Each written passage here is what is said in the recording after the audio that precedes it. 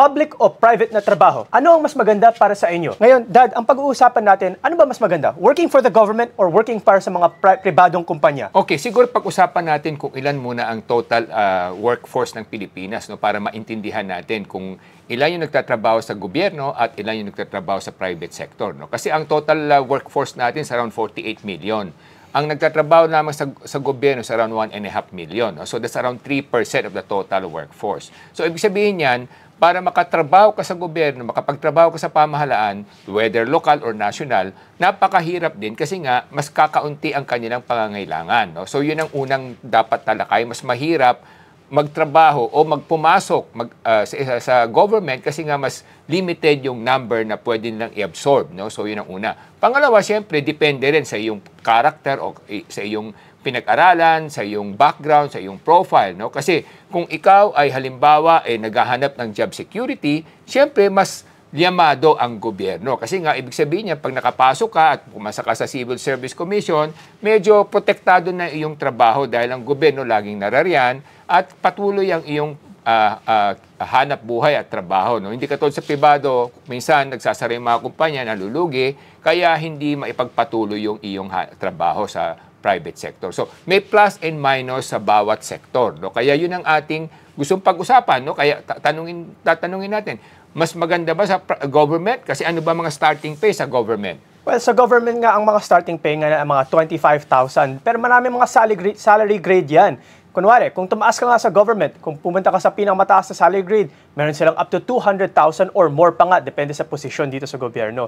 Pero yun nga lang, sinasabi nga ni Dad, mas mahirap nga makakuha ng plantilla or permanent position sa gobyerno. Usually, ang mga position dyan ay mga temporary jobs lang. Mga contractual lang ang mga usually available dyan sa gobyerno. Kaya yung mga sinasabi ng mga iba, para makakuha ng plantilla na posisyon, kailangan may kakilala ka or may kaibigan ka na makakuha sa inyo para makakuha kayo ng plantilla na posisyon. Pero yun nga, katulad nga ng sabi ni Dad, yung job security ang meron dun sa gobyerno. Kasi pag naging part ka na ng government, hindi ka pwedeng i-terminate kung basta-basta lang.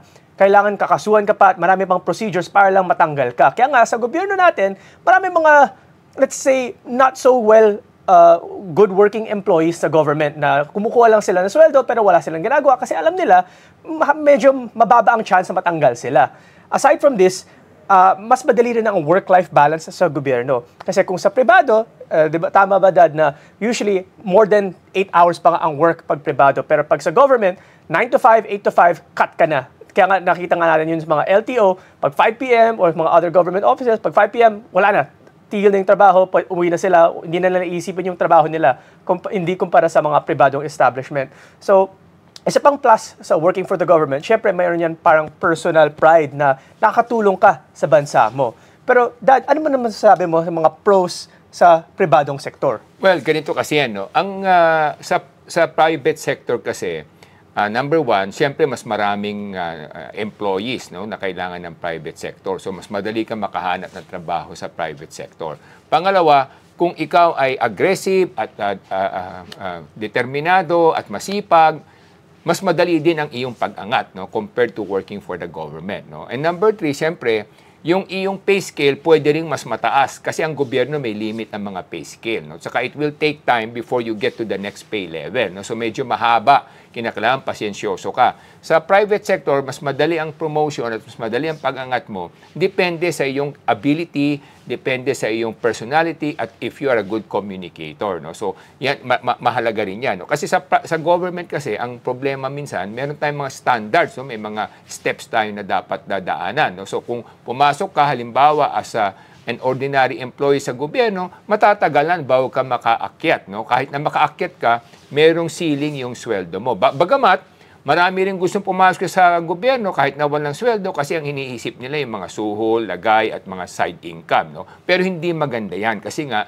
pag nahuli ka, pwede kang makulong. No? Kasi mahigpit ang bantay dyan ng mga ombudsman, lalo pag mga government employees. Kaya marami nakukulong na mga government employees dahil sa minsan, tumatanggap sila ng suhol o pumipirma sila ng mga dokumentong mali-mali, pwede silang makasuhan agad at makulong agad. No? Kasi nga, yan yung protection naman ng ating bayan. No? So, pag private sector, kung ikaw ay aggressive, ambitious, at madaling mabore sa mga trabaho, private sector ang mas maganda. Kasi nga sa private sector, pag umakyat ka, tumaas ang posisyon mo, ang sweldo mo talagang may-aring tumaas. No? In fact, marami mga private sector employees sa mga malalaking kumpanya na mga sweldo nila talaga sa kada buwan is milyon-milyon. No? Bibihira sa gobyerno yan.